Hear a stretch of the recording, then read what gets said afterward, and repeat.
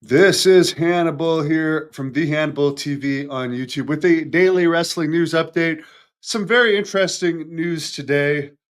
The Royal Rumble doesn't have an incredible amount of buzz right now. A lot of people expect John Cena is going to win the men's one, but there's some news that came out today. Brian Alvarez of the Wrestling Observer has reported that Nikki Bella will likely be in the women's Royal Rumble and could be returning with the WWE on a more regular basis. Of course, she is the WWE Hall of Famer, but at one time, her mother was married to disgraced WWE talent relations executive John Laurinaitis, who was deciding who was going in the Hall of Fame at one point. So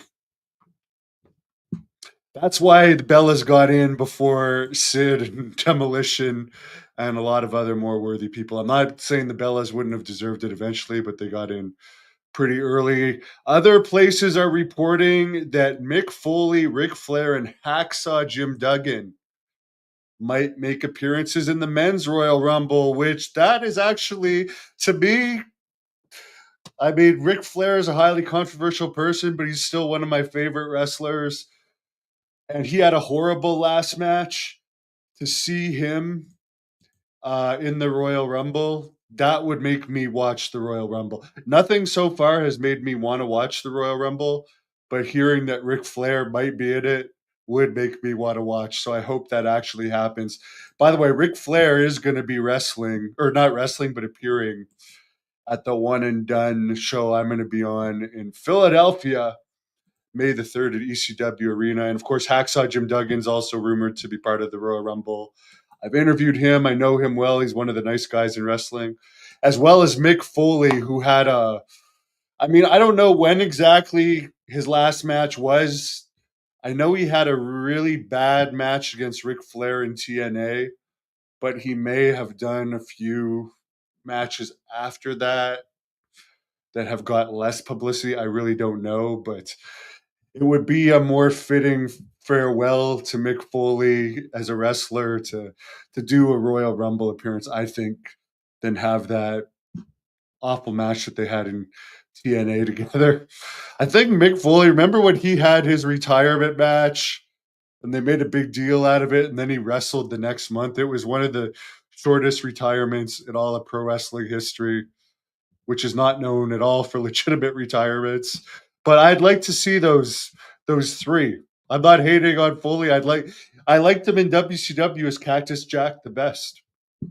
I wasn't a big fan of his WWE stuff, especially as it got cheesier and cheesier. But I liked the WCW stuff, so I'd love to see him get back in there. NXT did a 0.23 rating on Tuesday, up 15% from last year, 812,000 viewers, which was better than Dynamite. Dynamite last night, which a lot of people said there was production issues with the show. Samoa Joe was advertised but didn't appear. 655,000 viewers and only a 0.19 rating, which is actually a little bit up for them, but it's down 29.6% from last year. Collision on the weekend only had 342,000 viewers and a 0.10 rating. They're really pushing the older wrestlers in TNA right now. Jeff Jarrett, 57 years old, has announced he wants to go for the world title. Edge is in his 50s. Jericho's in his mid 50s. It's Billy Gunn, 61. I mean, those guys, granted, they are more over, like, those names are all more recognizable to your average fan than pretty much all of their younger guys. So I can understand why they're using them in good positions, but it just seems just like nothing that makes you want to watch that product at all. And when they do advertise something that seems interesting, it ends up not happening. Apparently, Samoa Joe lives in Florida, and the show was only in Tennessee, and he couldn't make it to the show. It's not even that far a distance.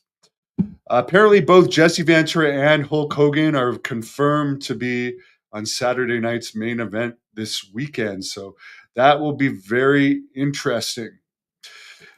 TNA is live right now for the first time in 10 years tonight. So they're them becoming pretty much a development affiliate of WWE is working out for the best for them. There's more buzz about that product than there has been for a long time.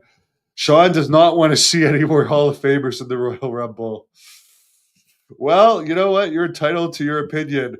I'd rather. There's not really anyone from today that I want to watch, and wrestling is just it's just horrible these days as far as like entertainment value. I saw something that somebody sent me earlier today with somebody jumping from a pogo stick into the ring onto somebody. That's just a stupid looking stunt. And the guys doing it didn't look like they could beat their way out of a paper bag. It used to be about the toughest, meanest people in the world you'd never want to mess with. There was kayfabe and realism. It's just not like that anymore. Just a few people can still bring that, like the Brock Lesnar's and stuff, and the Goldbergs, and they're at their end of their runs, sadly. Well, I know I can't say I really want to watch the Women's Royal Rumble either, to be honest with you.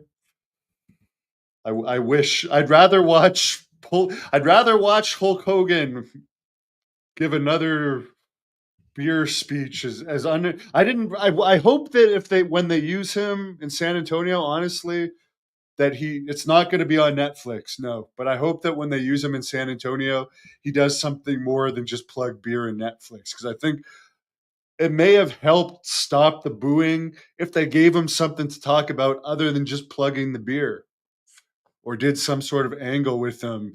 And Jimmy Hart, God bless him, but he just looks like a zombie waving the flag in his 80s and stuff. Yeah, the Undertaker put legit fear into fans, that's for sure. And the Brodies, and even Abdullah the Butcher. As much as we don't get along, it's just a different product. But thank you guys for giving me your opinion. Appreciate it, and I wish everybody a great night.